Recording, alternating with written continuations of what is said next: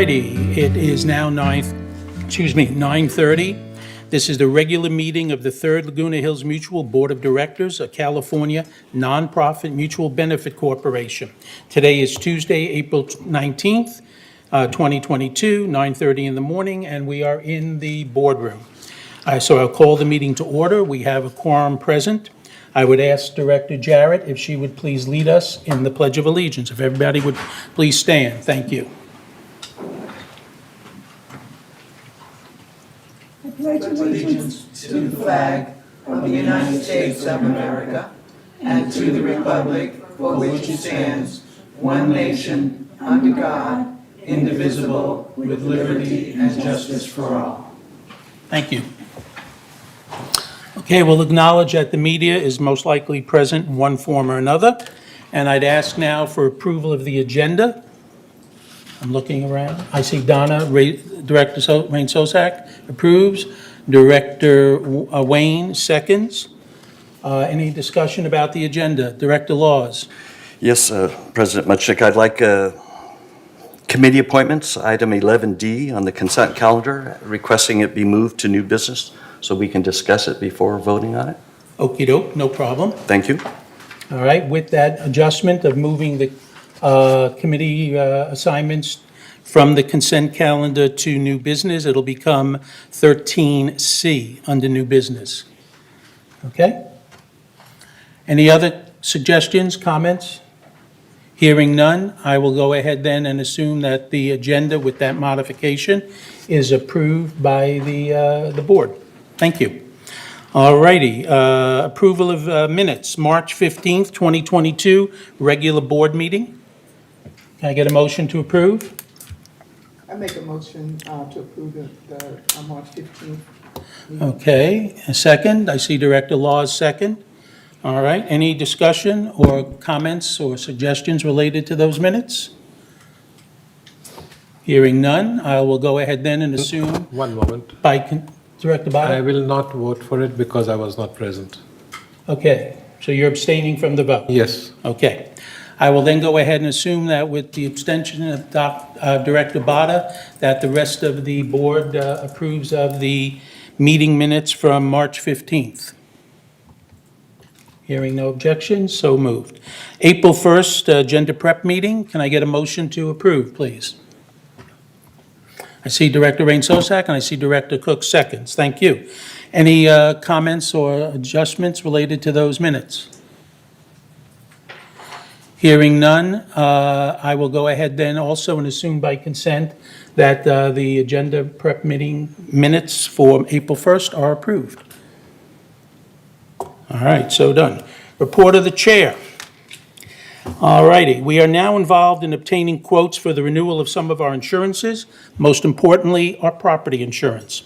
The past few years, we have seen a tightening of the insurance market and sizable increases in premiums. The landscape over the past year in terms of insurance seems to have stabilized somewhat. It also appears that additional capacity will be available, which is a good thing for us, since it probably means we'll be experiencing somewhat stable prices.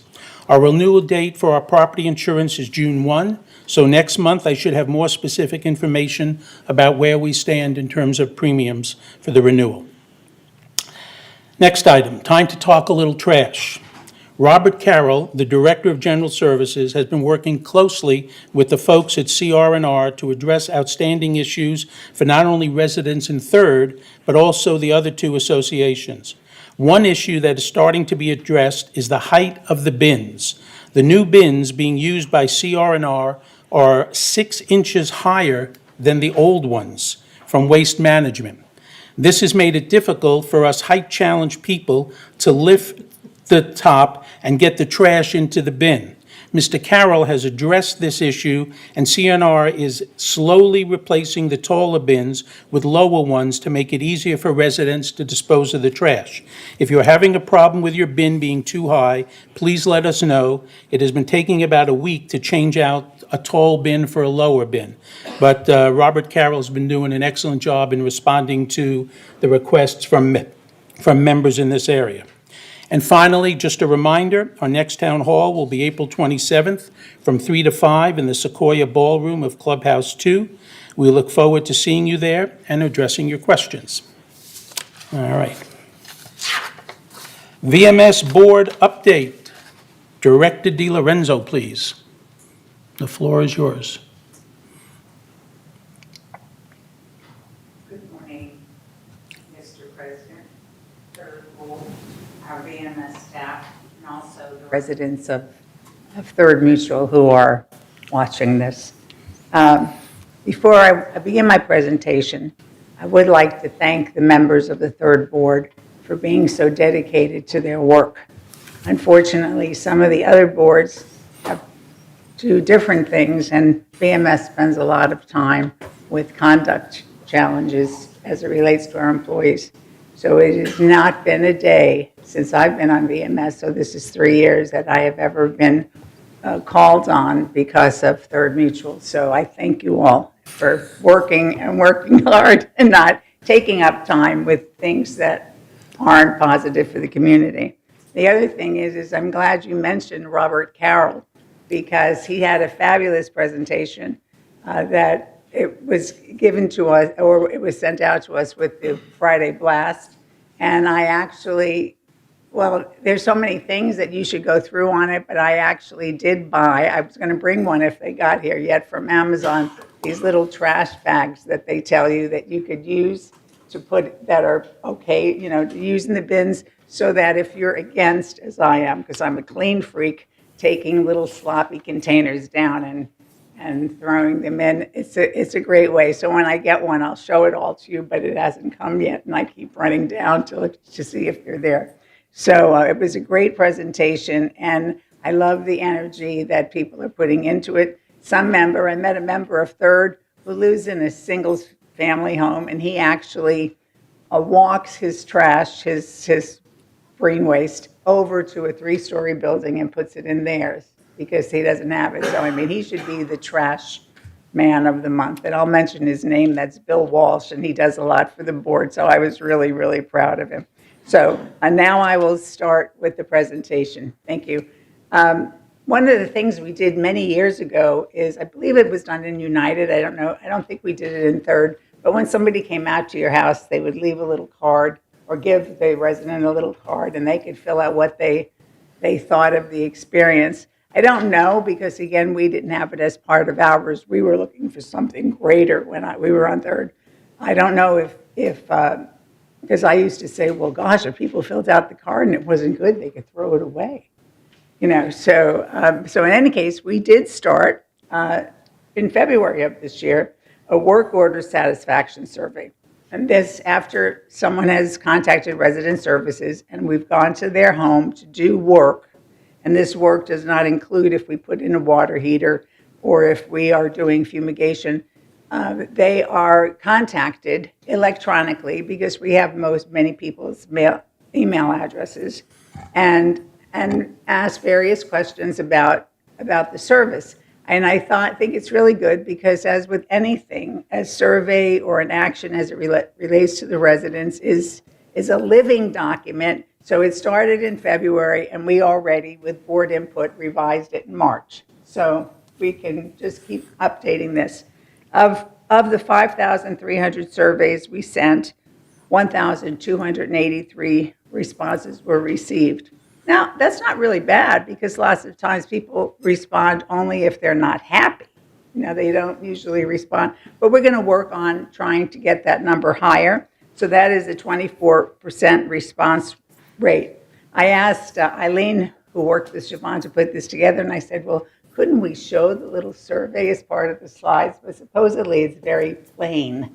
So, but we, again, modified it in March. The scoring scale is 5 being the highest, 1 being the lowest. And if there are any negative comments, or if you don't have a 5, we contact the residents. I come from the hospitality business, and when people would fill out comment cards, if they didn't say it was excellent, we didn't count anything. It was either excellent, and then everything else wasn't excellent, so it wasn't good. So we're more or less going along that line. If they don't give us 4 stars or above, we do contact them. So in any case, we have these wonderful little pie charts coming, and I'm not going to really go over them that much, but the first was, how was your resident services experience? That used to be, and I hope it's getting better, and it will continue to get better, how it was when we contacted resident services. I know that one of the things that we have done tremendously is work on sensitivity training for resident services staff, because you're not just hiring somebody who could answer the phone. You have to hire someone who could answer the phone, who most probably has somebody on the other end who is not happy. Not that we didn't make them happy, but if there's a leak, if your sink isn't working, if your toilet isn't, you're already not happy. So it's a different kind of phone answering that you have to have. And we used to go over that all the time. And obviously we're doing a better job with that. And our human resource department is working on better training for the employees there. But again, with the changes in our lives, with the changes in people who are moving in, and with the updates to our on-site management, we will eventually have it to the point where I don't know if many people will contact resident services or come in. You could do it electronically. So I've been looking forward to that since I moved here 10 years ago. So it's coming. In any case, so the experience, resident services experience was 4.5. The maintenance experience was 4.5. The time to respond was, I'm going very fast with these slides, was 4.46. And the courtesy of the employees, which is very important, was 4.76. And where your expectations met was not 4.5, it was 4.45. So we are trying to work on that. I don't know if a lot of you people notice this, or if, I hope it has happened. More employees than ever before, including the landscape employees, either smile at you or wave at you. And I hope a lot of you are having that experience, because that's very, very, very positive. That is not something that was happening here years ago, and I think it's wonderful. It really is wonderful. So if the employee isn't parked in the right spot, we tend less to feel aggravated if they said good morning to us, and we don't call Siobhan to complain and give her license plate number. So whatever that is, we thank you for the more positive attitude for the employees. And if they don't say hi to you, maybe we should say hi to them. Most of them want to talk to me about my dog, so it's I could understand it. In any case, some of the things, though, and this is the last slide of this part, because we talk to the residents who have not given us a 4 or above, the areas that they commented on is areas should have been washed down to remove dirt. I could see that. I would say that. You didn't clean up enough. We're very happy about the service. The person was very polite. Oh, we should have less paperwork. Well, I could go for that, because we really should.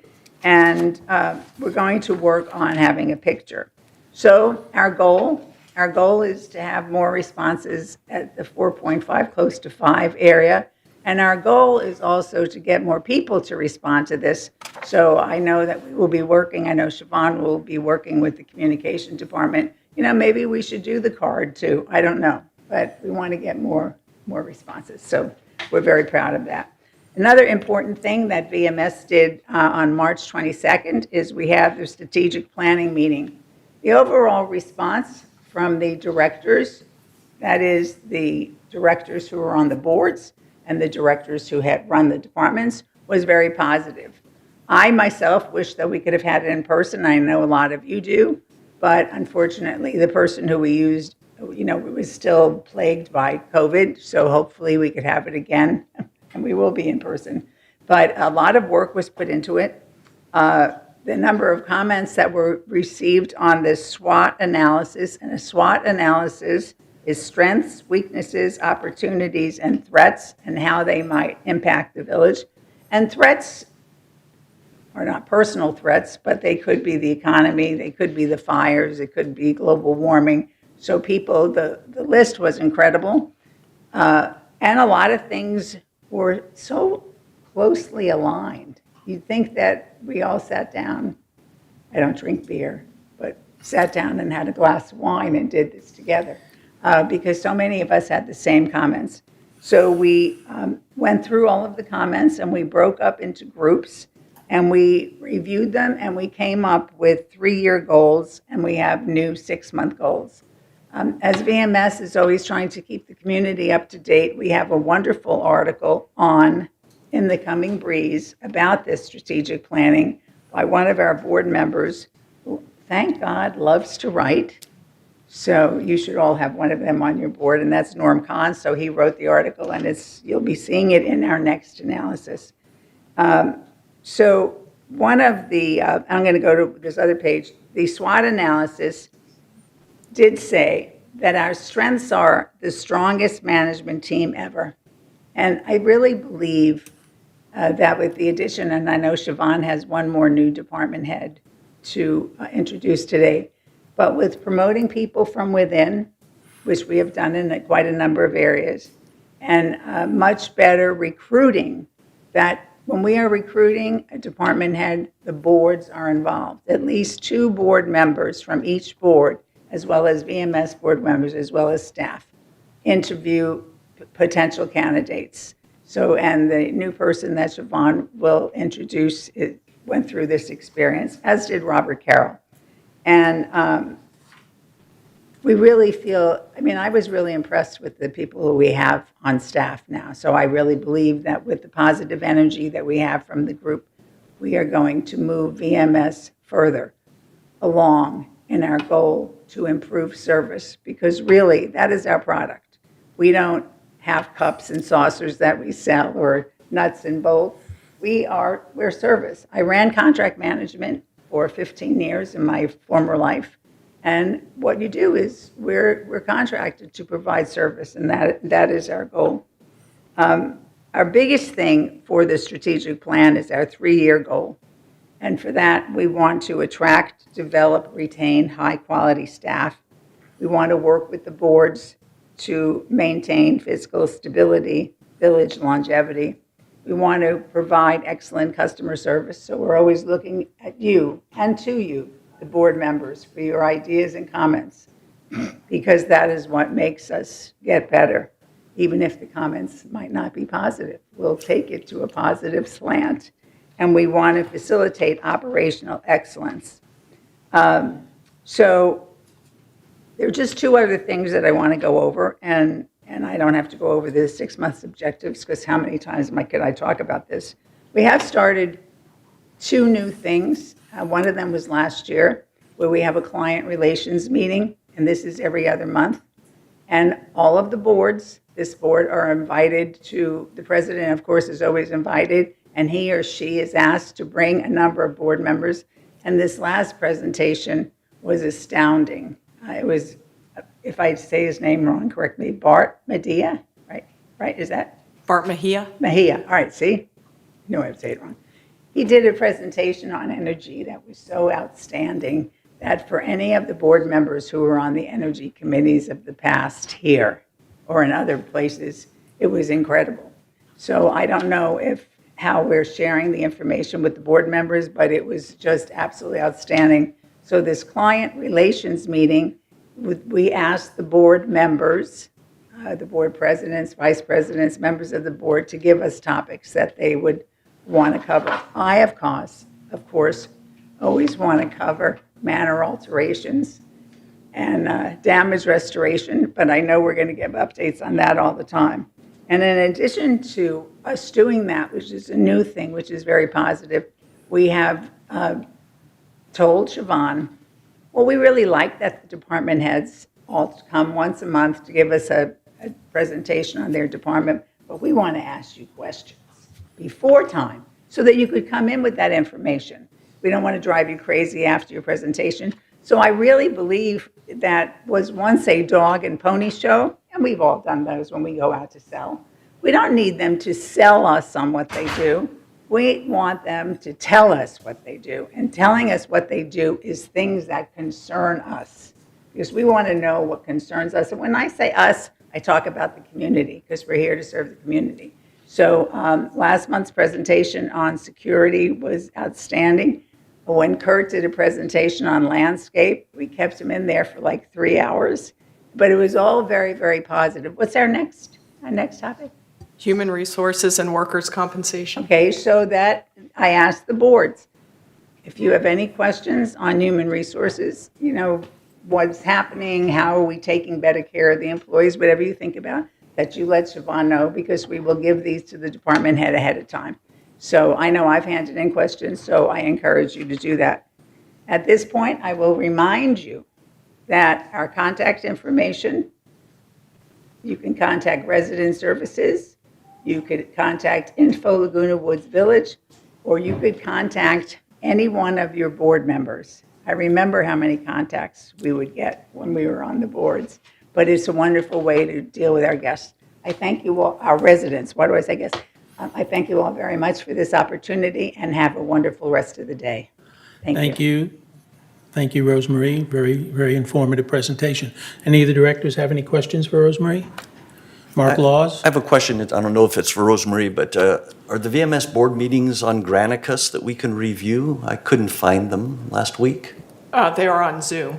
Zoom? Okay. Yes, so we can we send out the links every meeting, but we'll make. Okay, I'll look those up. Thanks. All righty.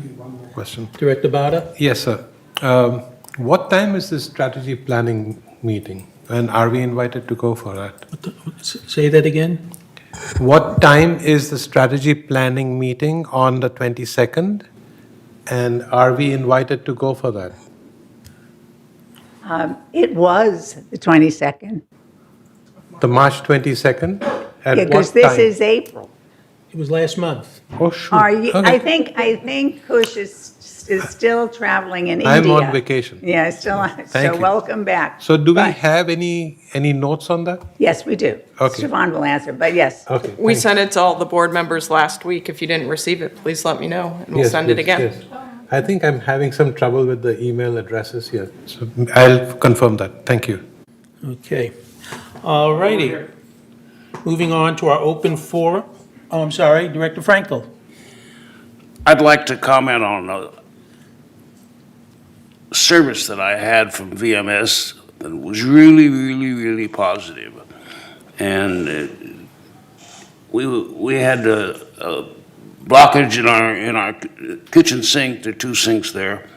So in comes the plumber that day that we called, and he saw that running one sink caused the water to come up on the other. So he puts a blockage on that sink, runs the garbage disposal, and that clears up the blockage because the block causes no air to go down the second sink, and so therefore the garbage disposal cleared the blockage. It took him about 15 minutes, and so simple. I just was really impressed. Thank you, John. Thank you. Thank you. Anyone else? All righty, moving on. Next item on the agenda is the open forum. At this time, members of the, may only address the Board of Directors regarding items not on the agenda and within the jurisdiction of this Board of Directors. The board reserves the right to limit the total amount of time allotted to the open forum to 30 minutes. Each member may speak only once during the forum. Speakers may not give their time to other people. No audio or video recording by attendees, and no rude or threatening comments. Members can attend the meeting by joining the Zoom link, the zoom.us/J/94899806-730, or call 1-669-900-6833, or email meeting@vmsinc.org to have your message read during the open forum. So, Michelle, our first speaker. June Gilmore, Manor 5176.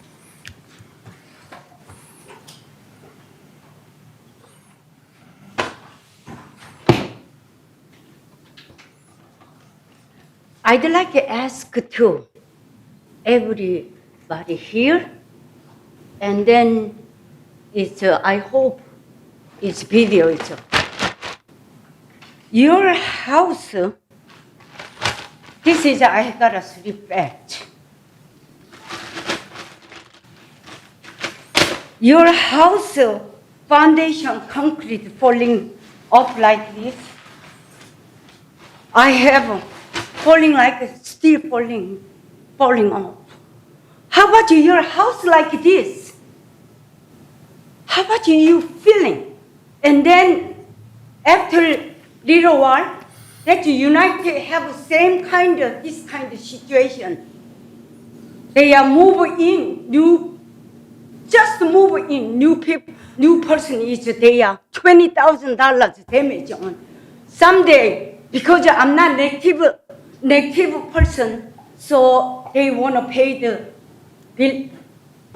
bill to us.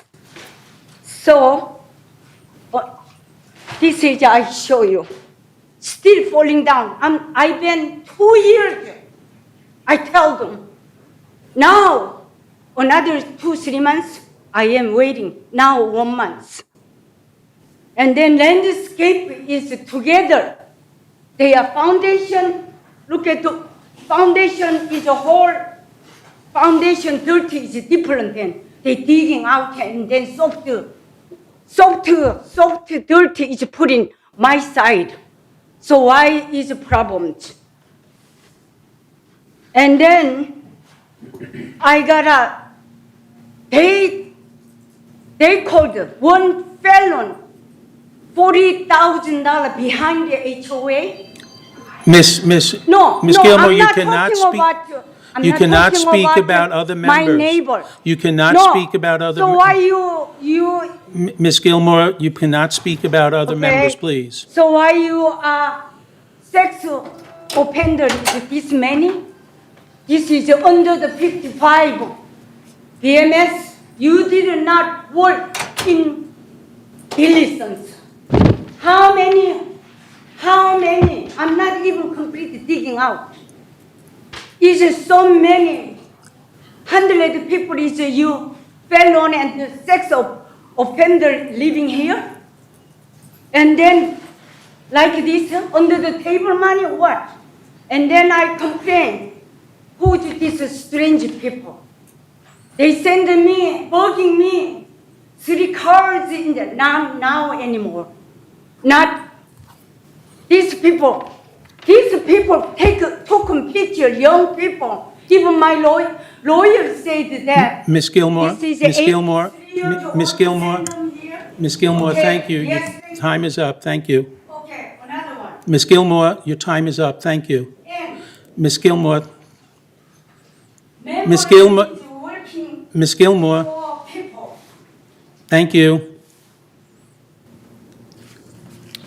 Next member, On a piece. Jules Zellon, Manor 3124A.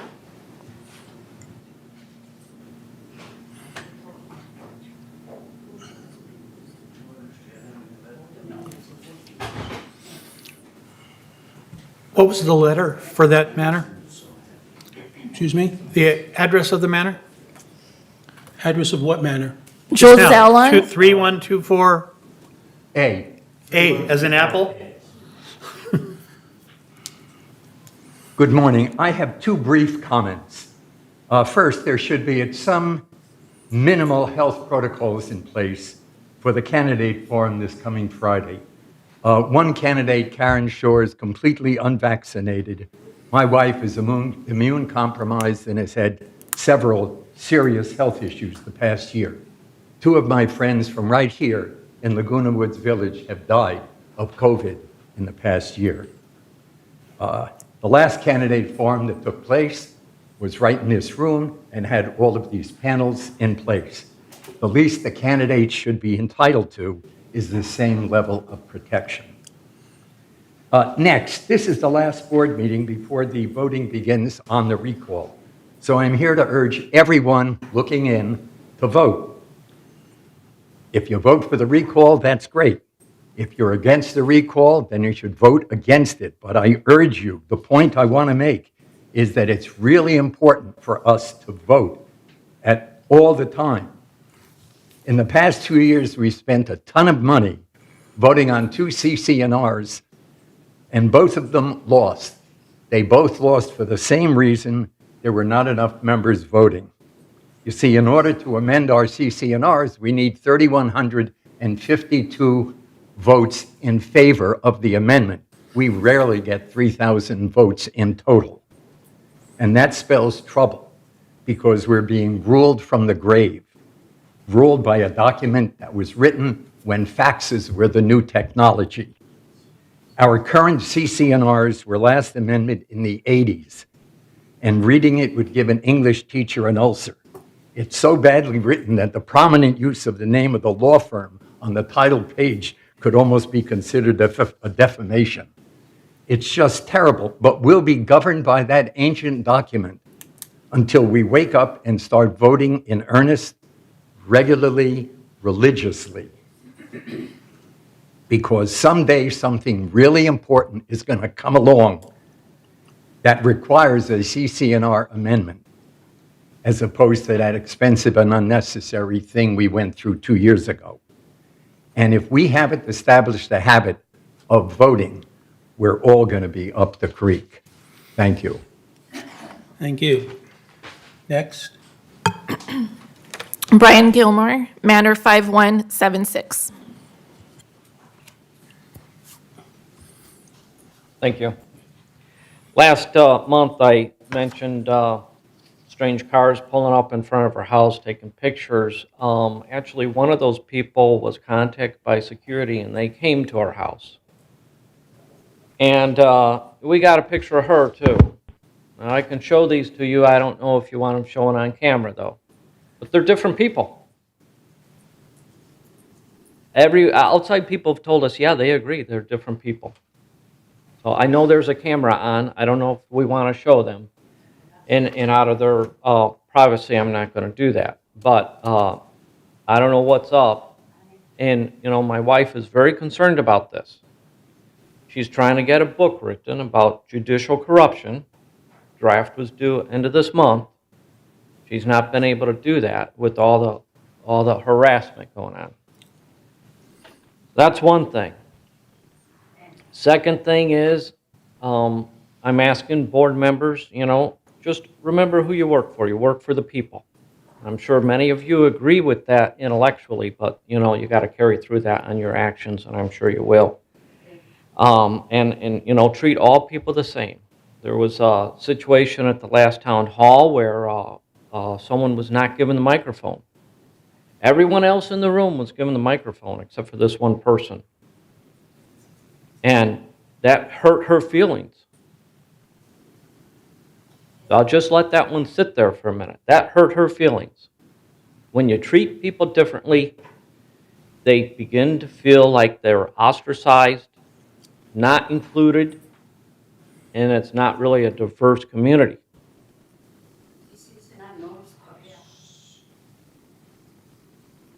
Okay, so I'm just going to let that one sink in for a minute, because that is not cool. Or as they might say today, awesome. The other aspect, just briefly, and she touched on this, I was astonished with the number of sexual offenders we have in the community. Yeah, I mean, most of them are felons. You know, I'm keeping a list how many felons we have in the community. Now, the thing amazing about this is that 25% are less than 55. So, you know, I've been asking people, how does this happen? And they don't understand. You know, so I just want to make you aware of that. Thank you. Thank you. Next. Next, we have an email from Gail Lewis, Manor 3449A, Bahia Blanca. Dear board members, concerning an email blast of April 6, 2022, the first sentence states, on behalf of the third board of directors, did this board approve the content of this email? Were any of the board members aware that was going to send this email in their name? If not, why is allowed to use the board's name without prior approval? Another question is why it's allowed to use the 3rd Laguna Hills Mutual heading for political campaigning. Who approved this? And in all fairness, shouldn't the other side vote yes on the recall, be allowed the same time for political campaigning? Lastly, what totally horrifies me is really chastising and bullying a well-respected resident, tarnishing the reputation because he disagrees with statements posted on Nextdoor. Page 33 of the Board of Directors 2022 Handbook states, directors must endeavor to conduct themselves with courtesy toward each other, management, employees, committee members, vendors, contractors, service providers, mutual members, and residents of the mutual's development. Violated this policy. The handbook states the disciplinary measures for such a violation are 1, censure, 2, removal as an officer of the board, 3, recall by the membership, 4, legal action. The board of directors must take action. Clear violation of policy or this board will be remiss in their duties. Gail Lewis.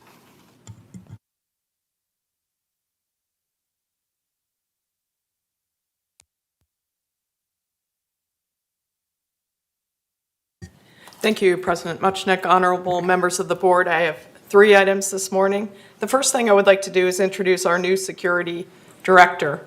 Eric Nunez joined us last week as the replacement for Carlos Rojas, who is now serving as Director of Operations in the CEO's office. Eric brings 30-plus years of public safety experience to the village. He has served as the Chief of Police in Los Alamitos and in La Palma, both for 6 years. He's familiar with quality of life issues as they relate to public safety, including code enforcement, traffic safety, neighbor disputes, social services issues, and so forth. During his career, he's built a level of trust and great partnership with the Orange County Sheriff's Department that will serve him well in his new role.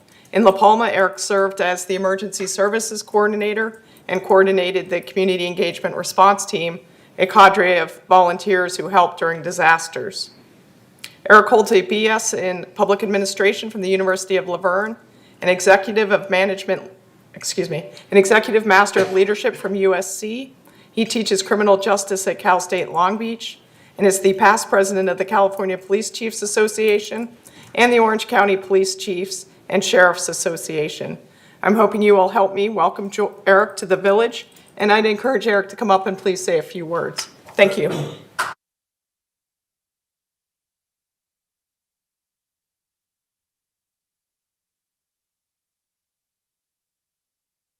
Thank you, Mr. President, Chair, and the board members. Appreciate the work that you do. I've been to one of these, and I've been through a number of committees since I've been here. This past week was just incredible. It's like drinking from a fire hydrant with the amount of information and the activity that goes on.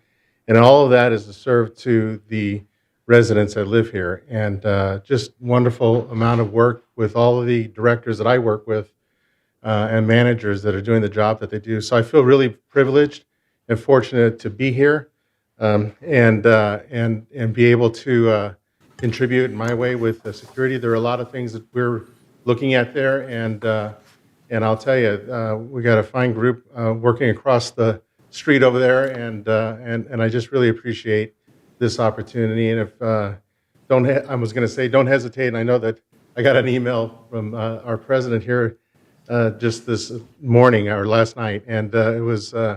I like that. I like the fact that we can directly reach out, and if you have a concern, a question, or an issue, please do not hesitate. Very responsive. The 2 cities that Siobhan had mentioned have very low crime rates, and as a result, we spent a lot of time dealing with quality of life issues and try to respond as quickly as possible to whatever the inquiries are and concerns. So, like I said, I bring that here and look forward to working with each and every one of you, and I appreciate being here. So, thank you. Thank you. Thank you, I Eric. sat on the search committee and interviewed the different candidates, and we had a great slate of candidates. And Director Nunez, actually formerly Chief Nunez, and now Director, rose to the top and he was really an outstanding choice by the committee. So thank you. Thank you. And now I'd like to ask Catherine Lassiter to please provide a brief update on the Meet the Candidates event. Good morning. My name is Catherine Laster. I'm the Services Manager in the CEO's office, and I've been asked to give an overview of the Meet the Candidates Forum. So Third Mutual is having a Meet the Candidates Forum this Friday, April 22nd, at Clubhouse 7 at 10 a.m. The meeting will be guided by a moderator. Her name is Cindy Whitney. She's a resident of United Mutual.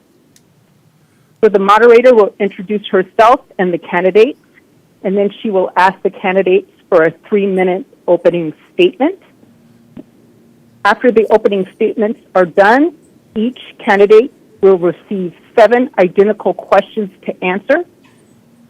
The candidates will have a 2-minute opportunity to respond to each of those questions.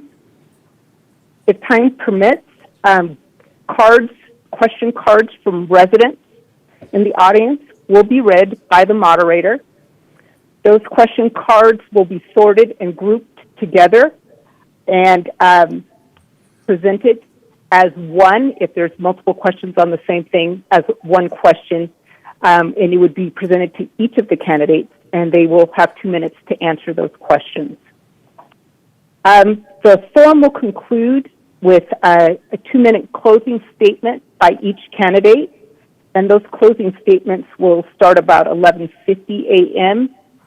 The end of the forum is scheduled for 12 noon. At the end of the forum, each of the candidates hopefully can make themselves available for any attendees to ask any additional questions they may have and get that personal attention to the residents that have attended. So that's the overview of the candidate forum. If anyone has any questions, I'll be happy to take them now. Director Laws. Thank you, Ms. Lester. I have a few questions. One, were any current third board members involved in this setting up of this forum?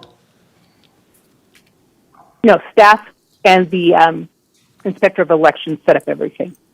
Great, thank you. The 7 prepared questions, how were they chosen? Those questions are from previous Meet the Candidates forums, from previous boards, from multiple years. Okay, were they chosen at random, or did somebody like yourself pick them? No, I just took an old Meet the Candidates forum questions from a previous year's Meet the Candidate and used the exact same question. Okay, fair enough. And then I think you answered this, but I'm just going to ask for clarification. Can a member who submits his own question, can he direct that question to a specific candidate? No. All the questions will be read by the moderator, and she will read as many questions as she can before the 10-minute section where they have to do their closing statement. Right, but again, my understanding is that all 4 candidates will answer each member-submitted question. Is that correct? If we have time, but yes, that question will go to each of the candidates. Got it, thank you. Thanks, that were my questions. Thanks. Director Cook. One question, will this be broadcast on one of the media, like Zoom or one of those? No, it will not. And why is that? Because so much of the community now looks at these meetings and everything from their home. Was there a reason why that isn't being done? This recall election was a unbudgeted, unplanned event. What we did, we tried to coordinate it and get everything put together as quickly as possible. At this stage, we do not have the capacity to have Village TV do the forum live for us, or we didn't budget it to be a live forum or to be recorded. So at this time, we just have to be in person for this event. That seems highly irregular compared to all of our other meetings. It doesn't seem like that should be the case. My opinion is we should find some way to fund it and some way to broadcast it for the community.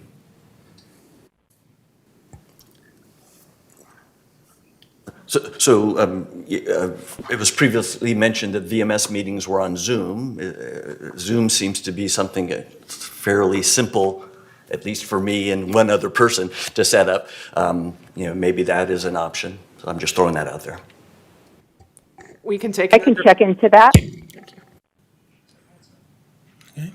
Director Lewis? Yeah, and if that can't be done, at least a cell phone or two recording it, posted on YouTube would be an alternative. As Ms. Laster said, we'll take a look and see what is possible. Okay. Any other questions for Director Lassiter? Catherine, thank you very much for that. Okay. You're welcome. And then I just wanted to remind everyone that this Saturday at 10 a.m. is the Health and Wellness Expo at Clubhouse 5. Doctors and nurses will be available to discuss medical advances in various specialties. There will be information booths, lectures, and more. Also, there will be complimentary food, fresh juice shots, and giveaways while supplies last. So just wanted to remind everybody that that is this Saturday. Thank you. Thank you. Director Laws? I just had a question on the recall. So if the recall is successful, 2 seats, board seats will open up, one that expires at the end of this year, one that expires at the end of next year. How will it be determined which of the 2 candidates fills which seat? Have we figured that out? I wish you would have asked that when Ms. Laster was here. Sorry. We'll provide the answer Okay. at closed session. Thank you. Sorry. I thought she was the candidates forum versus the recall of persons. Got it. Okay. Thank you. Okay, that concludes the CEO report. Any other questions for the CEO? Hearing none, we'll move on to the consent calendar. All matters. I think I can answer Mark's question. And I was already told by Catherine that the person who gets the largest number of votes will get the longest term. And Thank you. so. All right, consent calendar. All matters listed on the consent calendar are recommended for action by committees and will be enacted by the board by one motion. We have removed the item D from the consent calendar, so we're looking at items A, B, C, and E on the consent calendar. Can I get a motion to approve the consent calendar? Director Jarrett moves. I move. Second, I see Director Laws seconds. Any discussion? Hearing none, we'll go ahead then and consider that item 11A, B, C, and E are approved as part of the consent calendar, unless I hear otherwise. Not hearing otherwise, those items are approved. Unfinished business, we have none. We'll now go down to item 13, new business, discussion and consider resident suggestion program. Director Laws.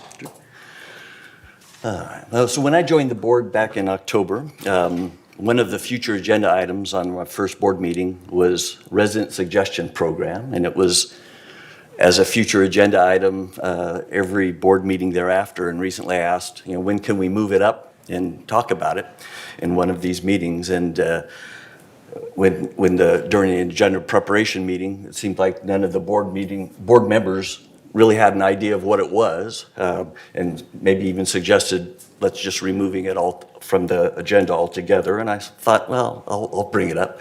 I think we have a vast wealth of knowledge and experience in our community that I don't believe we ask enough for their suggestions about how we can improve things. So that's kind of a statement. Now, that said, many questions come up. How would we ask for their input? I think that's probably something that we can resolve fairly easily. Suggestion box, some email address, but I think more difficult would be what we do with those suggestions. How would we handle them? And I don't really have any answers. So, as I was kind of preparing for this, I said I'd bring it up, but I don't have any answers. And I don't know if there's an appropriate committee to look into this a little further. That's all I've really got to say about it. Okay, may I suggest, Director Laws, that we ask the Communications Committee to take a look at this particular issue? Sounds great. Okay, then we'll ask Chair McCary, would you please consider that as part of your agenda to? Thank you. And I'm on that committee, so it works out fine. Oh, Thank you. okay, I just noticed that. All right. 2023 budget discussion. We were expecting an oral discussion from Jose Campos, who is the Assistant Director of Financial Services. Mr. Campos, please. Thank you, Mr. President. I just want to put on the screen here our calendar. I just want to walk you through the budget process and as far as what we're looking at. I'd like to begin with the end in sight, right? And per civil code, we need to inform our members if there's going to be any changes in their upcoming assessment. Specifically, we need to let them know in writing, no less than 30 days and no more than 90 days. So basically, we're talking either October or November, we need to distribute certain disclosures and let them know what's going on as far as business plans are concerned. So to that end, how do we get there? Right? So the way we get there is we start planning now. So on their screens here, and actually I have some hard copies if you're interested, are the schedules of what we do as a board, as staff, and as everyone else, to be able to make sure that we're able to provide these disclosures. So what we did is we've already begun by having department workshops. We've held those in March, where we had each of the department heads come through and let the boards know what the existing service levels are, and also to gain a little bit of input as far as what you're wanting to see for your 2023 business plans. Currently, staff is taking all those recommendations and inputting proposals as far as what's going to go into the 2023 business plan. And so, we're going to take all those numbers, we're going to compile them, we're going to put them before our CEO, who's going to review them and sharpen her pencil and let us know how much more to add. No, we're to make sure that we have all the different service levels that you need for you in 2023. Once we have that, we'll go through and we'll recalculate the budget. And at that point, we're going to start showing it to the boards in a little bit more details. Specifically, you can see on our screens here, the first week of June is when we'll have our landscape and maintenance reviews. And that's where we're going to go program by program, giving you some history, specifically 3 years worth of history, as well as last year's budget and the proposed budget. That way we can line by line go through each of the different departments and each of the different programs as far as what they do. We then take any input that the board may have. By the way, all these meetings are open board meetings, so anyone can attend. We welcome membership to attend. We welcome the board's direction, and we welcome direction as far as what to do. We'll take the input from here, and we'll generate a budget in its entirety, and that will be presented at the July meeting. At that point, you'll be able to see for the first time what the proposed per man or per month is, because that's the number one question that we often get, right? How much is my assessment going to change? So you'll be able to see that at the July meeting. And again, we'll bring it forth before the board. We'll talk about each of the departments and get your input. At that point, hopefully we're rounding third and getting close to a complete budget. And we'll go back and recalculate everything and then present it at a televised meeting. That televised meeting is scheduled to be held August 12th. And again, that's just for the general information of the membership, where we'll go through each of the items contained in your business plan. And assuming everything goes well, or even if there are any top-level changes, we'll make those and present them to you again at your September board meeting for your ratification and for your adoption, so we can, again, meet the civil code and get the members all the written documentation and disclosures that they need. So that's the general overview as far as the business plan. As you can see, it takes many months of planning, many people and many iterations, but at all points, your input is welcome, the members' input is welcome, and we do this as transparently as possible.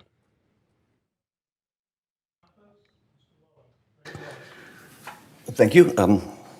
Thanks for that overview. I hadn't heard it quite like that before, so I appreciate that. During the workshops in late March, you mentioned that we have these meetings and input was received.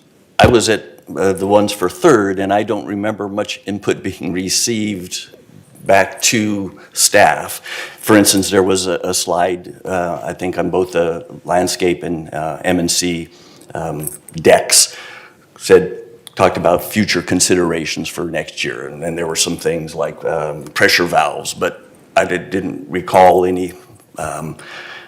anything where somebody said, yeah, include that in the budget or don't include that. So I'm unclear as to what assumptions the staff is working on to create these new budgets. Do they have direction? Or, I'm used to in the business world where senior management says, hey, you guys did a great job this year, do the same next year, but by the way, do it with 5% less budget. Are you getting any direction like that? We haven't, and the standard operating procedure here is unless we hear differently, we will maintain the same level of service that is in the existing year. If there's anything different or any changes to that, again, we welcome that direction, but we have not yet received any change. Okay, thanks.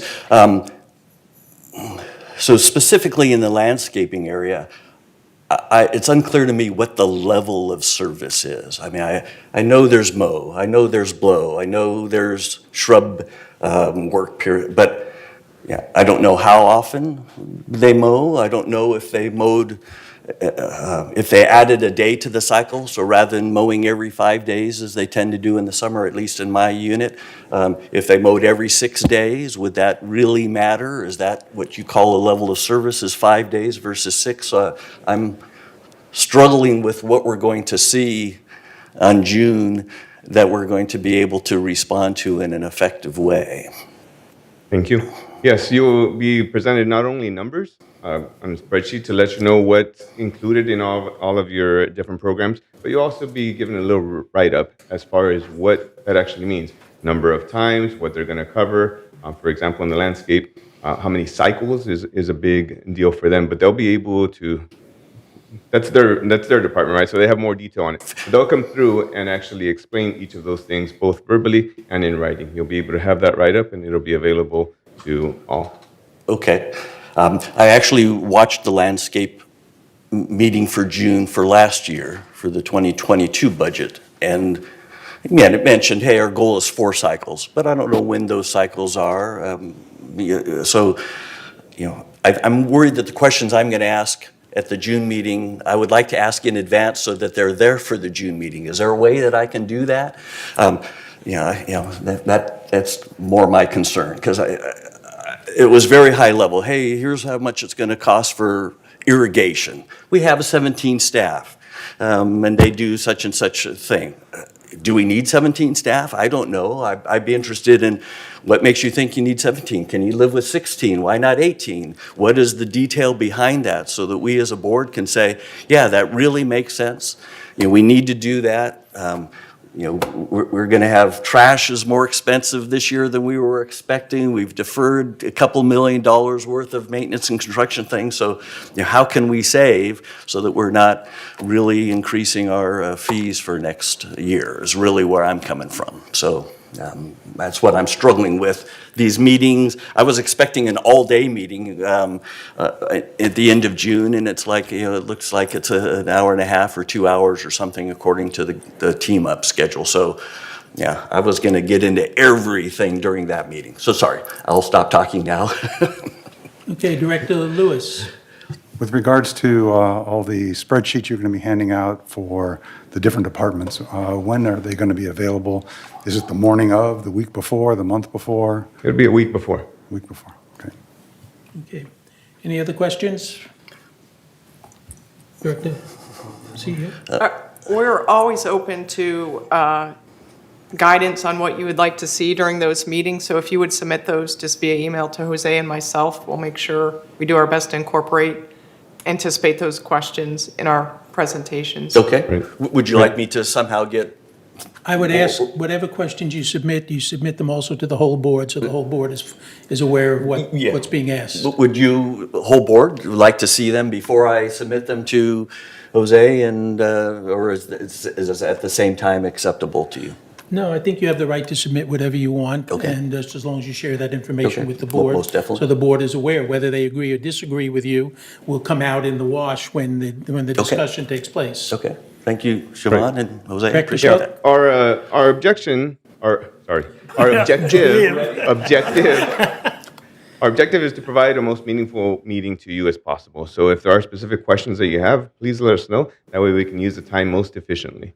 It becomes a little bit difficult because we will be going over so many things, but again, we'll do whatever it is that you need. Thank you. Director Cook. So far, all of the finance meetings or budget meetings that we've looked at, they're basically just have been a show and tell.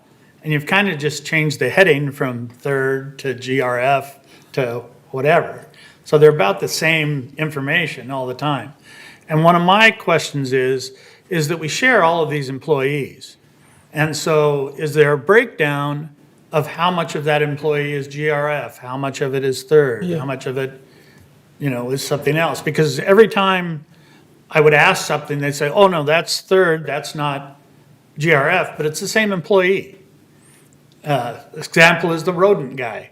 The state mandates now have increased and increased. And do we have a setup where we've actually placed a map of where we set all these rodent feeders? And I think we're going to have an increased problem with the new trash rules. And so we have one rodent guy, but does he have a map of where exactly every feeder is that has to be serviced on a timely manner by state mandate? And is that one employee going to be enough with what the increase is going to be? And if people don't have these feeders near their carports or their trash cans, do the members actually have to request it? Or is there a process by which this rodent guy goes around and decides they need to be placed? Because I'm concerned we might need more than one specific rodent guy. Well, let me address the first part of your question, to which I have more expertise on. And that's going to be, as far as the allocation portion is concerned, how much do we budget, or how much do we charge United, or how much do we charge Third? And for landscape employees, we actually have an estimate of time for each individual work center, and we'll know that so many thousands of hours go to United, so many go to Third, and we'll take a direct percentage. And that's the way we'll allocate the cost on those. As far as a specific need for this particular program, I'm going to defer to the department head. All right. Any other questions? If not, thank you very much. Appreciate the presentation. Thank you. Director Jarrett. I'd like to mention about the road. This is the first year that we've had a rodent guy. They put it in the budget for this year. And they do have a map. And one of the things is that when we had we got the new organic bins, they put an extra bin in each and every 3-story building trash rooms, just so you know. Put an extra bin or an extra rodent box? I'm sorry, it's the bait station. Bait station. The bait station in every 3-story building trash room. So I don't know about the rest of the community, but that's how they're handling that. Thank you. Okay. All righty, we move now to the update on committee appointments. You have in your packet the update, and we have so I'll ask for a motion to approve the committee assignments. So moved. Director McCary moves. Get a second? I'll second. Director Jarrett seconds. Any discussion? Director Laws? Yes, thank you. There's, looks like 2 new committees in GRF. This is on page 6 of 6. Insurance Ad Hoc Committee and a Website Ad Hoc Committee. If possible, I would like to be on both of them. Well, the Insurance Ad Hoc Committee is made up of the presidents of the Okay. different boards. Okay. That's how that Insurance Ad Hoc Committee was created. As for the Website Ad Hoc Committee, this is my understanding. If somebody understands it differently, please correct me. My understanding is this is a committee that actually has been in operation for a number of months. And what happened was that Bunny Carpenter, president of GRF, determined that the committee had never been formally established as an ad hoc committee, even though they had been meeting for a number of months. So she went and requested that the committee be formally established. Directors Jarrett and McCary had previously been invited to serve on that committee and have been serving for a number of months. If you're interested in that committee, I'm more than willing to list you as an alternate. That would be fine.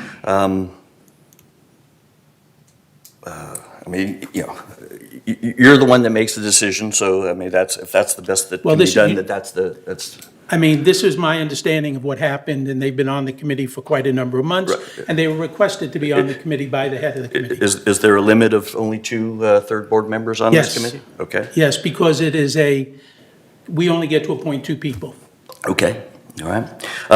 And then with regards to the insurance one, just in general, any committee that only has one person just seems to be, just puts all of the information and knowledge in one person, and I don't think, as a general rule, that's a good idea.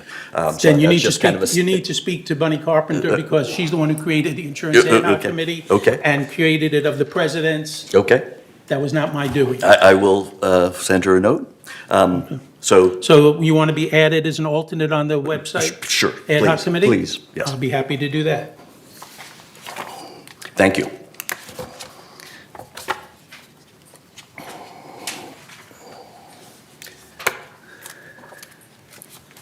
All right.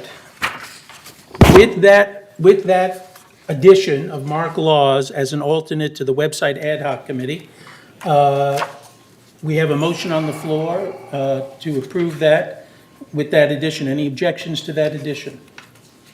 Hearing none, then we'll consider them. I'll vote no, just since I didn't get what I wanted, I'll vote no. Knowing it had nothing to do with you, but so no, thanks.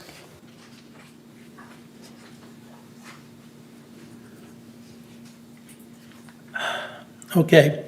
Hearing no other objections, I'll assume then that the committee assignments are approved unless I hear otherwise, with Mark Laws voting no. Otherwise, it's passed. Thank you. All right, committee reports. We now move to the report of the Finance Committee. Okay, thank you very much. The Finance Committee last met on April the 5th, and so early in the month. Our meeting is always the first Tuesday of the month. Therefore, our reporting period is really through the end of February. And we begin just looking at our total income and revenue and what we wind up with at the end. And you can see that our net revenue, if we just look globally at income and expenses, is $2,194,000 in our favor, which is always a good thing to see. But please recall, this is early in the year, and we budget many things throughout and don't get the bills sometimes until later. So we like to see that surplus right now. As we move on to the next slide, we look at the operating statement. That's very important. These are the expenses we anticipate. And as you can see, the operating fund shows an operating surplus of $868,000 through that reporting period. It shows how much of our revenue went into operations and where the expenses were and the expenditures without depreciation. And if we move on to the very next one, we're looking at our income and expenses compared to budget. We just heard about the budget, and budget is very, very important. Budget's what we anticipate. You can't always tell what's going to happen.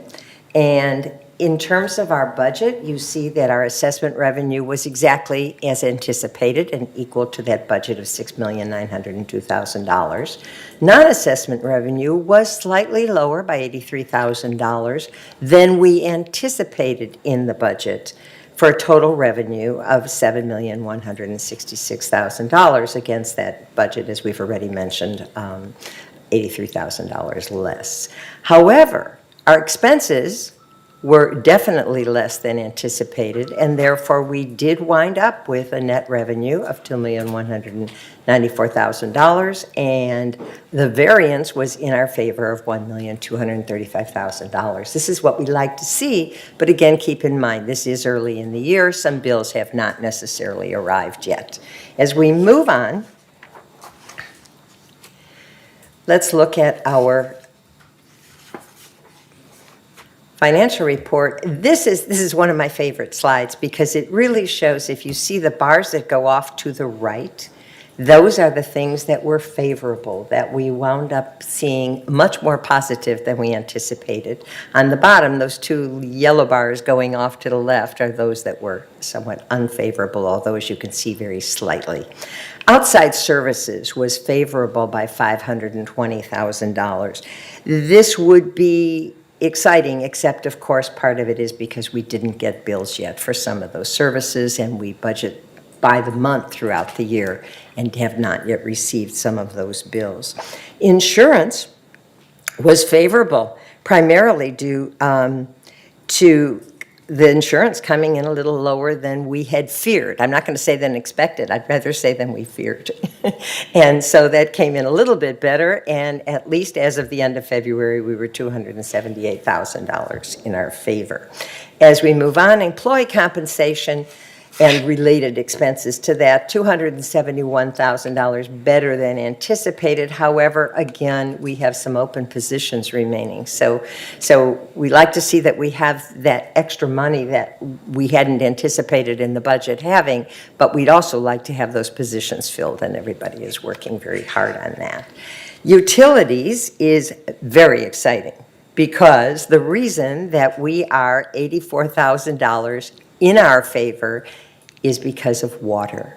The residents have really been responding. Third Mutual, our residential water bill has been, not the bill itself because the prices went up, but the consumption of water has been since August, every single month, less than the same month the previous year, and actually in many cases better than in the past 3 to 4 years. So thank you all. And I just had to say that because we are in a very dire water situation right now. So that was very, very nice to see. Our legal our legal fees are favorable due to less demand for legal services and more efficient use of that service. As we move on, the two negatives were our investments, and actually that's a paper negative. We had anticipated a year ago, in planning the budget, that the interest rates would have gone up sooner, that we would have done better sooner, and they lagged a bit. However, our funds are now in Treasury bills, and they are earning 90 basis points, and we are anticipating you will see that deficit disappearing, because again, it's a paper loss, not an actual one. And we do not pay any fees for any of our investments to any investment firm, so that's very helpful as well. As we move on, this again, one of my favorite. I always like pictorial things. It's so much easier to see things. Let's start at the very bottom. We're looking at our total non-assessment revenue. Assessment revenue is what we get from assessment fees, so it's very easy to see. We don't have to break that down. But our non-assessment revenue, start at the bottom at that very large orange wedge of the pie. It says resident maintenance fee. That, in fact, is actually chargeable services when we talk about the resident maintenance fee there. And that is the largest portion of our non-assessment revenues, 22% of it. Next to that, we see the lease processing fee, and then the laundry revenue, very, very close to each other. Permit fee, as we move up to the top of that circle, at 14% of our non-assessment revenue. Resale processing fee, 13%. So all of those are pretty equal. And then we go down to the smaller ones, the late fee revenue, the inspection fee, the golf cart miscellaneous, and the carport space rental fee. But it's kind of nice to just see how those non-assessment revenues break down and how they contribute to that total. As we move on to our total expense, other than what we've just looked at, you can see there is no question that employee compensation and expenses related to that are the largest portion of our expenses, and that's 42%. Insurance, not surprisingly, is a big chunk at 25%, utilities 15%, and then in much smaller degrees, outside services, the allocation to the mutuals, the materials and supplies, and the allocation to the mutuals, meaning our cost to put into the whole, materials, supplies, repairs, etc. But again, it's just nice to see it broken down that way so you can get a better idea. As we move on, We looked at the operating fund. We also have non-operating fund expenses. And those non-operating funds, first of all, there's the replacement funds, very, very important, particularly in a community that is approximately 60 years old in terms of its facilities. So we always have to anticipate that we're going to have to do some replacement and repairs, et cetera, as time goes on. And you can see that our beginning balance of $19,069,000 compared to our current balance at the end of February, that is, of $20,223,000. There has been some growth. There's also been, although the Gardenville fund is quite small, there was growth there as well, from $104,000 to $115,000. The disaster fund also going back up as we are repaying that fund for the amount that was borrowed for the unexpected insurance expenses the previous year. And our unappropriated expenditures, that's really a contingency fund, if you will. The expenses we don't anticipate, but we always have to set a little bit aside. And that is sitting at almost even from what we had intended. And so you can see the total and how it breaks down. The next slide, as we move on, just shows all of that kind of graphically. But it shows you year by year, so starting at 2018 all the way through 2022, and you can see that as you look across those bars, the dark orange one is the replacement funds, and there's been steady growth there, which is exactly what we want to see. The disaster fund had shrunk a little bit last year as the money was borrowed for the unexpected insurance expense is being repaid, but also when the disaster fund was established. The disaster fund included earthquake insurance, which we now have as part of our insurance coverage. So we don't need it quite as large, but we certainly want to build that up as well. You never know what's going to happen. The unappropriated expenditures, the contingency fund, fairly steady all the way through the years. And the very, very tiny bar across the top, which is sort of I don't even know what you call that color. It's kind of an olive thing. But if you'll notice, if you look at the 2022 bar at the very top, you actually can see that a little bit of that bar now. So that means it's growing. It used to be so tiny we had to pretend we could see it. And so I'm delighted that this time we actually can see that bar and it's very visible. And we move on to the one I know you all are anxious to hear, which is our resale history. And again, we only have the records through the end of February for the Financial Committee's report. And we compare month as the same months. What is interesting, we had the blue bars are 2022, and we had a very robust January. That was really quite exciting. Things dropped off in February. I'm told the Super Bowl is responsible for some of that. And especially after 2 years of not being able to have very big sports events. And from all the folks I heard who spent the time watching it, maybe that was. But we expect that to go back up. What is important is that the value in the average resale price is doing very, very well. In 2020, our average resale price was a little over $442,000. 2021 dropped way down to $398,000, and this year, in just those 2 months, even with the slightly slower February, we are $30,000 plus higher than we were 2 years ago. So that's all very, very good to see. And with that, that concludes the Financial Committee, the Finance Committee report. Our next meeting will, as always, be the first Tuesday of the month at 1:30 here in the boardroom. And look forward to seeing all of you then. Thank you very much. Next is the Architectural Controls and Standards Committee. I will share with you, the committee met twice since I last reported to you at our third board meeting last month. The reason for meeting twice is that the committee is committed to moving variance requests through the system as quickly as possible once manor alterations is able to make recommendations. We met on the 18th of March and again at our regularly monthly scheduled meeting on the 28th of March. A total of 6 variance requests were reviewed by the committee and decisions made. The committee will continue to meet as needed once a group of variance requests are ready for review. In case you're not aware, once the Architectural Controls and Standards Committee reviews and approves a variance request, it no longer needs to go to the full board for approval. That can save as much as 45 days in the process for homeowners in third. The next meeting of the Architectural Control and Standards Committee is April 25th at 9:30 here in the boardroom and also virtually. Next up, Communications Committee, Director McCary. Thank you, President Muchnick. The Communications Committee has not met since our first meeting in January, but our next meeting is going to be July 13th, 2022 at 1:30 p.m. here in the Community Center in the Willow Room. Thank you. Next up, Director Engdahl.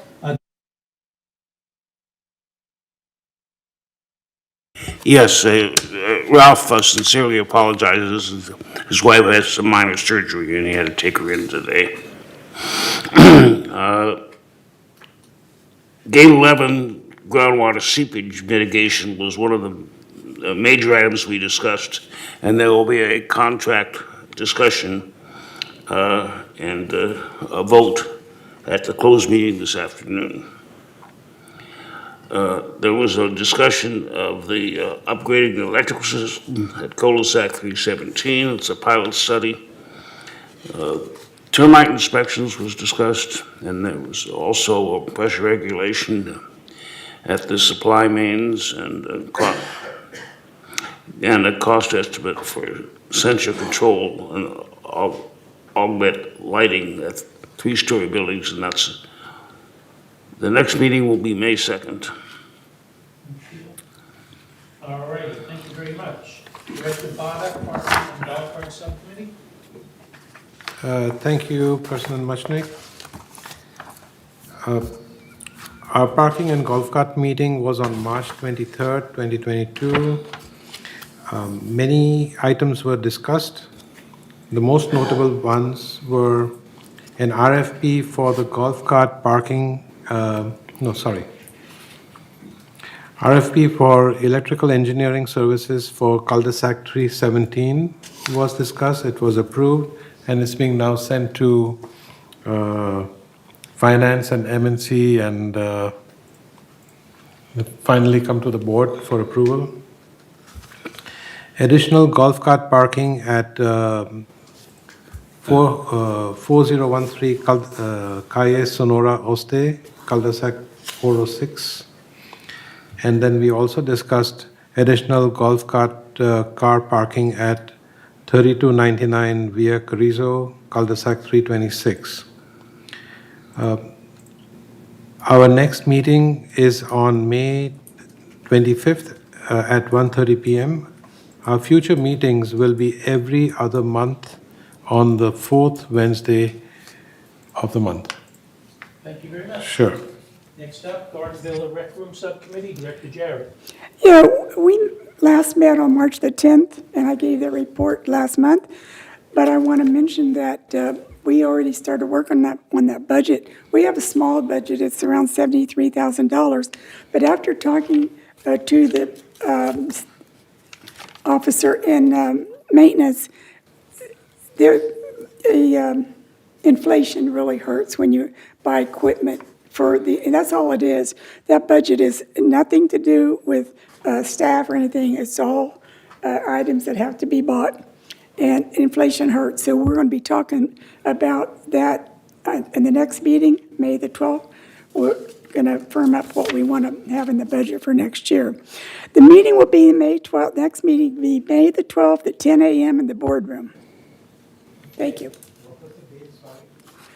It'll be May 12th in the boardroom. Next up, report of the Landscape Committee, also Director Jarrett. Okay, we last met on April the 7th. Kurt Wyman, the VMS Landscape Director, reported that we are now in the bi-weekly mowing cycle and will return to the weekly schedule in June. He reported that a slope repair is in the works on Calle Azul. A geotechnical engineer has been hired to prepare a repair plan, and the plan, if all goes well, will be completed by the end of June. The work will be completed then. He reviewed the project log with the committee and answered some questions, and he stated that many shrubs would be trimmed at homes in the fire zone as requested by the fire authority. So you can talk about primarily Gate 11 and along Bahia Blanca, along their preserve. 2 tree removal requests were denied by the committee. And it was reported that a garden complete with stones was installed behind one of the 3-story buildings at Gate 14, which is totally not allowed. In Gate 14, we have all potable water, and the person was using hoses out there to bring more water out there to the little garden that was created.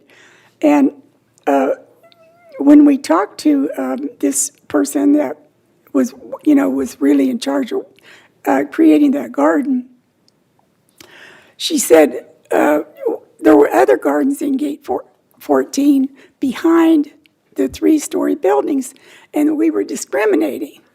So we let her know we don't discriminate it, and what we did told the committee requested, and Mr. Wyman agreed that all Gate 14 3-story buildings be checked in the Greenbelt area for illegal gardens and stonework.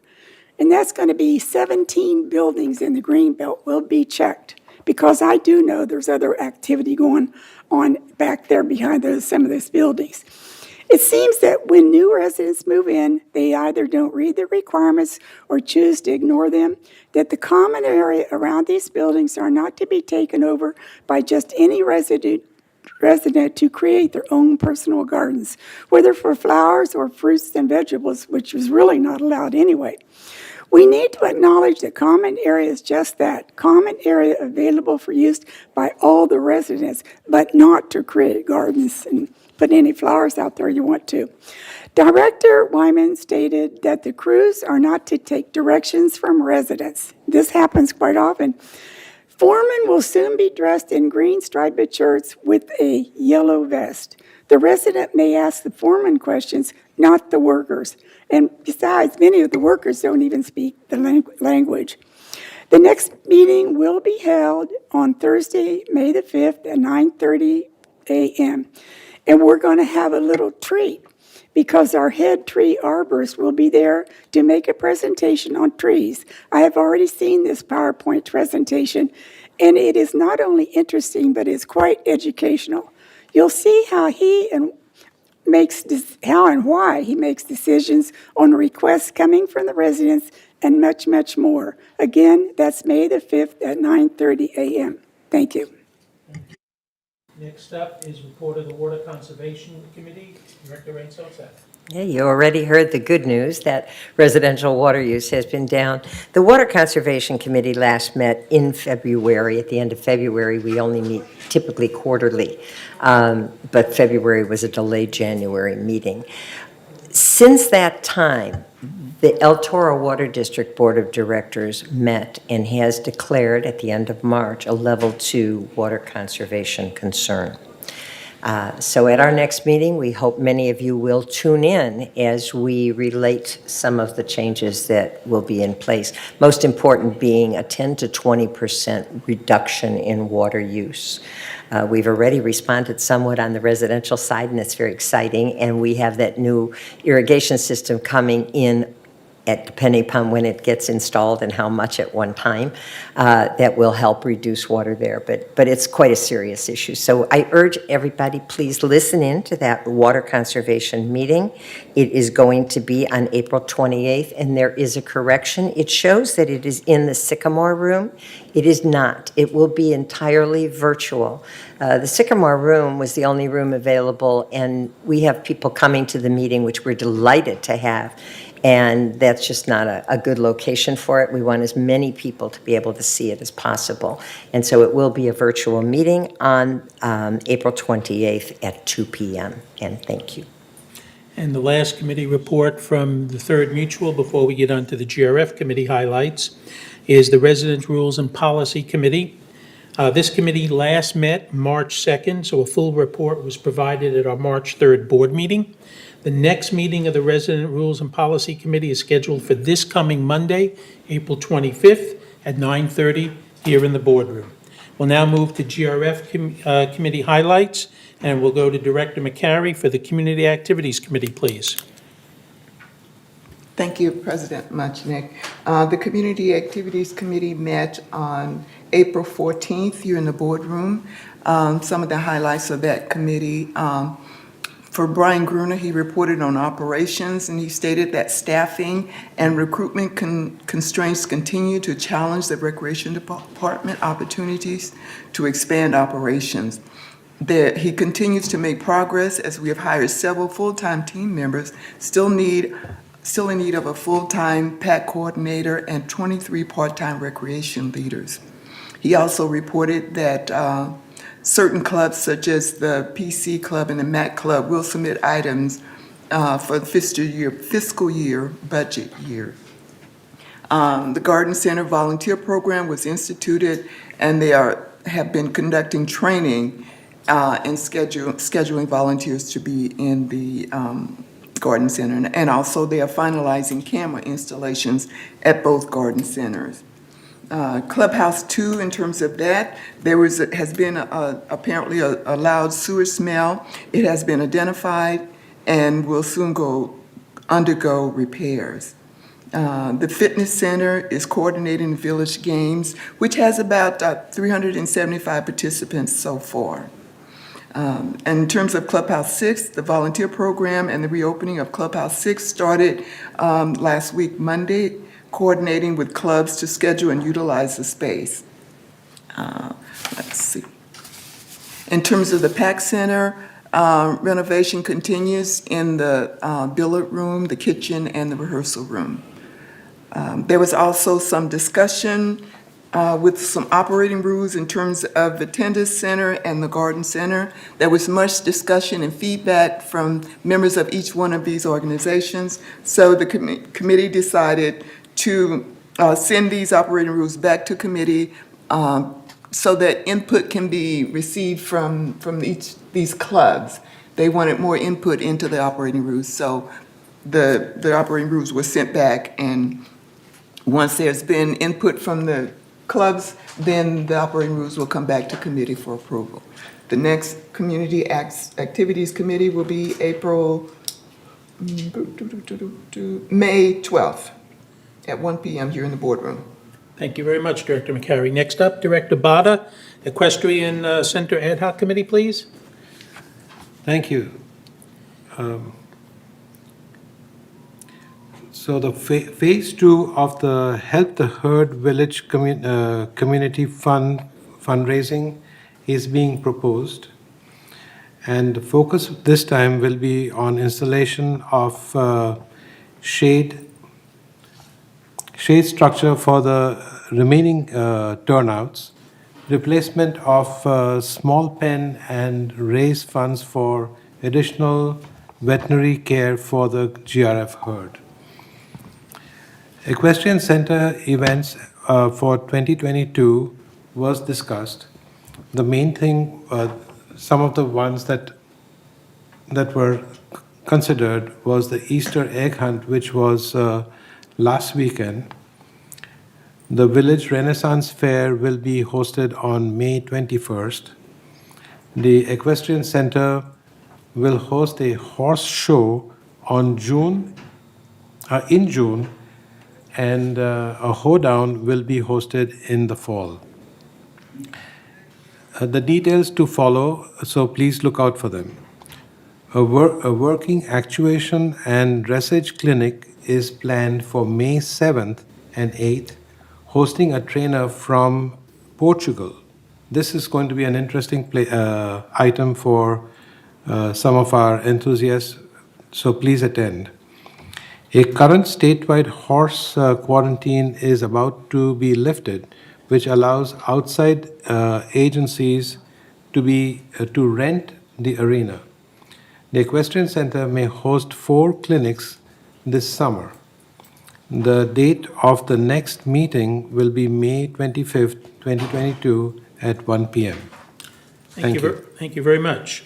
Next up, Director Rayne Sotzak, Grf Finance Committee. Yes, thank you. The Grf Finance Committee last met on February 16th. At that time, the primary focus of that meeting was the audit that was ongoing and has been concluded successfully. The next meeting is actually tomorrow afternoon at 1:30 right here in the boardroom. And that's the report. Thank you. Director Jarrett, GRF Landscaping Committee.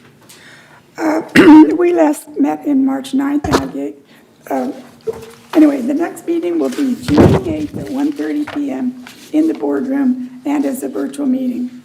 Thank you. Thank you. Excuse me, we have a member comment on item 15C, On item 15, the one that Director Jarrett just read. okay, sure. Yvonne Horton. Hello. Thank you, directors. Yvonne Horton, 5475B. Thank you, Director Jarrett, for coming out personally and looking at the slope on cul-de-sac 375. However, the men are out there working now. And if you remember at your landscape meeting, Third's landscape meeting, I mentioned about using pre-emergence. And I was told that they're too expensive, that we have discontinued the use. Well, I only got a minute and a half now. Anyway, I think we're making a mistake because the guys are just out there, they're cutting down the weeds and raking them up. Now you're going to put water on it, another month, they're going to be up again. And I'm going to be back here complaining about the weeds on the slope. I don't know what happened because the street below me and the street above me, they are virtually without weeds.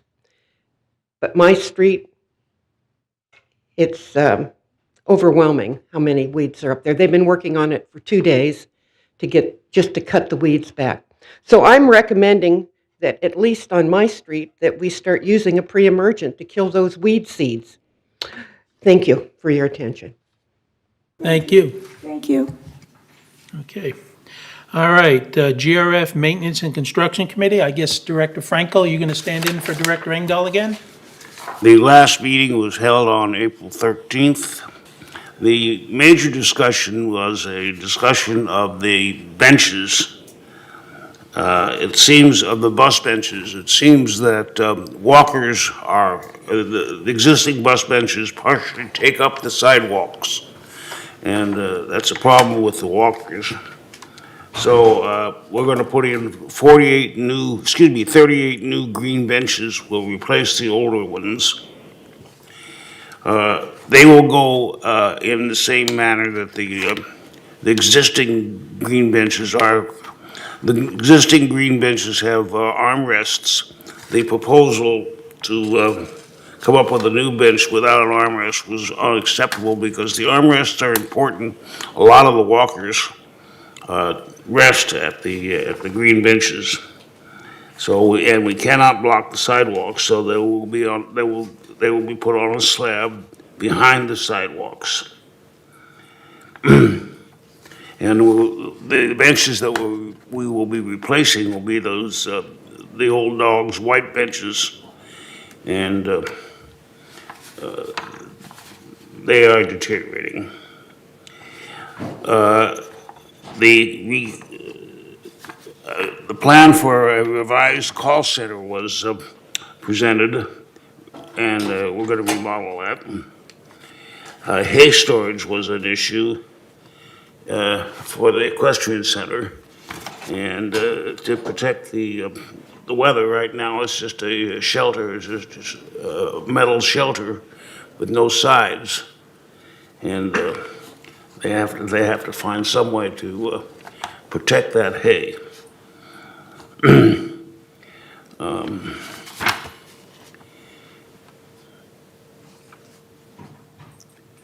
And there were other items discussed: shepherd's cook, welding, the welding shop, and Performing Arts Center revision status, and the energy management system. The next meeting is June 8th. Okay, thank you. You also filling in for Director Engdahl on the Clubhouse Facilities Renovation Ad Hoc Committee? There's no report. Okey doke, thank you. We'll now move to the Media and Communications Committee, Director McCary. Thank you, President Majnik. The Media and Communications Committee actually met yesterday here in the boardroom, and first item of discussion happened to be the latest April or May edition of the Village Breeze. There's a lot of really good information in the breeze and of highlights in the third mutual section. There's a really good article written by directors, specifically the one about publicly available property insurance premium. Director Munchnick wrote a really informative article, also with some links to any of the past meeting in terms of our financial statements and where they can be available. So that is one article that was written. There's another article about the Gardenville, and there's a really, really nice keepable page here about the monthly assessments that can be just something to have at least until the 2022 budget is out. Just basically how our assessments are spent, and so that's a good one. So we talked about the Village Breeze. In addition to that, Eileen Pollan talked about some of the ongoing support that media and communication does to keep the community going, a whole list of support that they provide for this day, for TV6. Let's see, just a lot of information that was discussed about the communications department. In addition to that, let's see, there was some media and communication also supported the information meetings on transportation. It was also reported that new resident orientations for third is ongoing, and these are in person now. And so residents are signing up for the new resident orientation. The docent tours are up and running also again, and there's some really good prospects for volunteers for the docent tours. Let's see here. There's also, we talked about the new, it's not new, but we referred people back to the program by Debbie Dotson, which is titled Let's Talk Tech, and she goes through some of the technical problems that people might have, and that's on, it runs twice a week, so really good information about technology. It was also reported in terms of broadband, the subscriber report is up 22%, and so people are really subscribing to the broadband. A lot of people are doing a lot more streaming now as well. Let's see, the internet subscriber, people are continuing to convert to more higher speed internet, so they thought that was a really good idea. The internet subscriber rate is over 11,000 for the community. The prices have not increased for internet since 2015. And I believe the last thing I wanted to talk about was there's a new show. It's called Did You Know? And it just premiered in April of this month, where it will be, I have it right here. Sorry about that. Oh, go ahead. Yeah. So it's going to be coming up this month, and it's going to be about interviewing residents in Laguna Woods Village and their unique life experiences. Again, it premiered this month in April, but it will be an ongoing program on TV6. So, and that's the end of my report. The next Media and Communications Committee meeting will be May 16th at 1:30 p.m. here in the boardroom. Thank you. Thank you. Next up, we have Director Bada and Mobility and Vehicles Committee. Again? Again? Mobility and Vehicles Committee was held on April 6, 2022. One of the very important things that was mentioned over there, that the Age Well meeting, update meeting, will be held on May 4th at 1 p.m. in Clubhouse 1.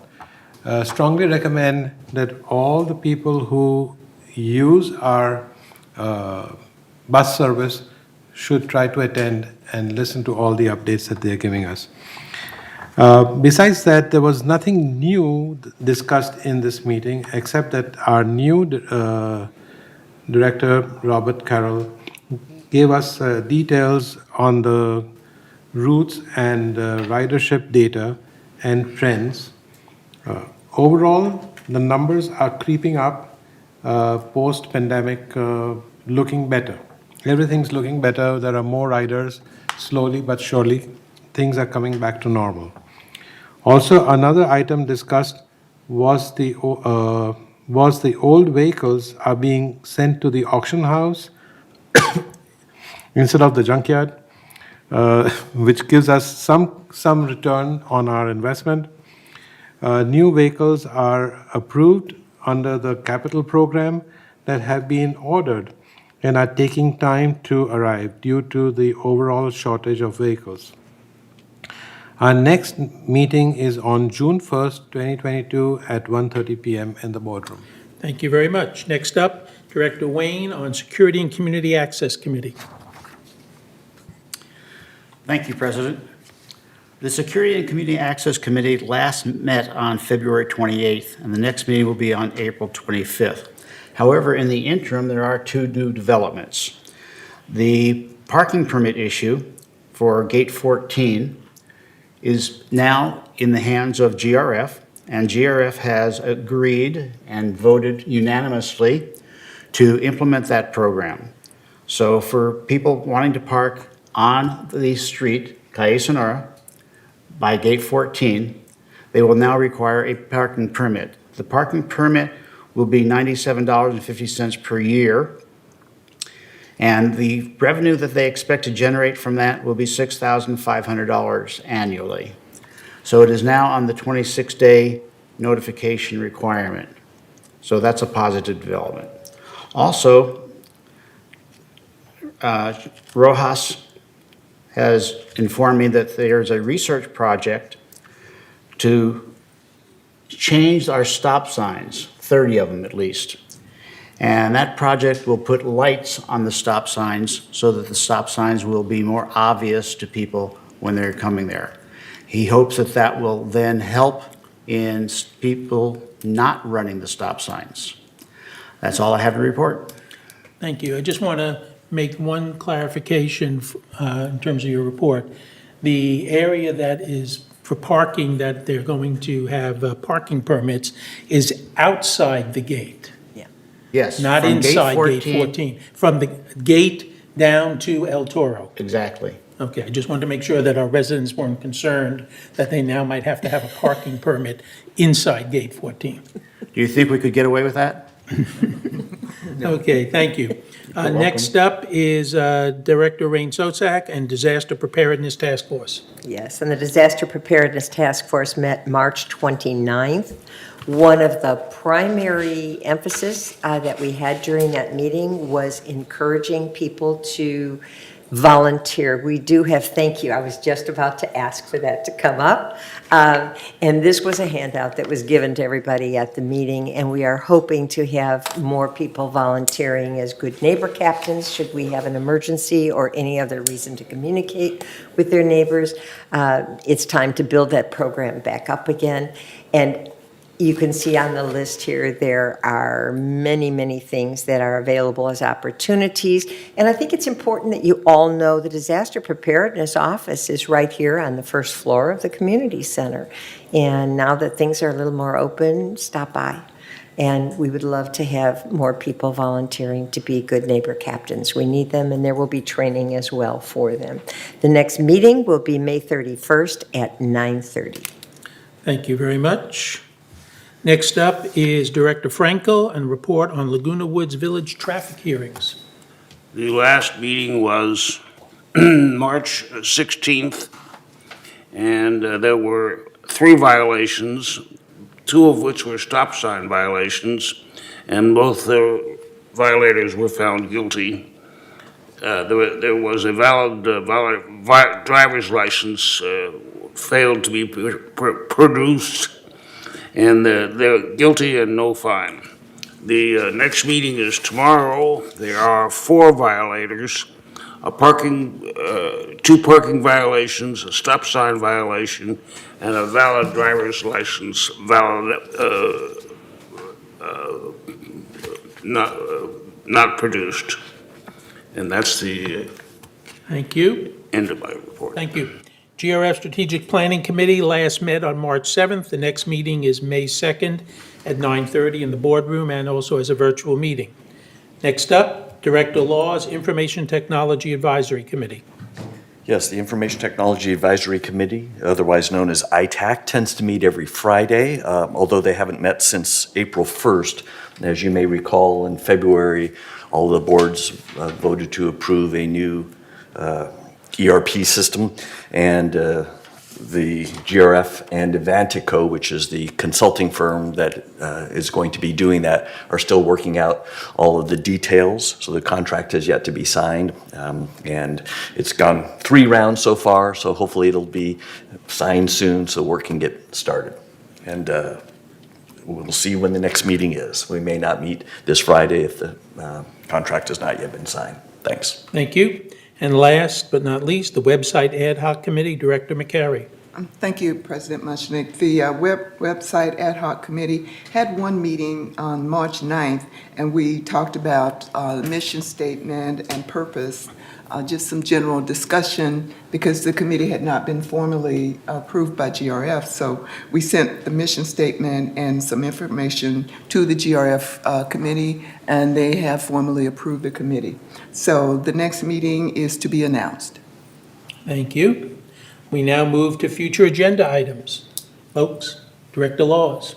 Sorry, Insurance Ad Hoc Committee, is there, that's not on the list, but that was a new committee on the committee's list. Is there anything that you might want to report?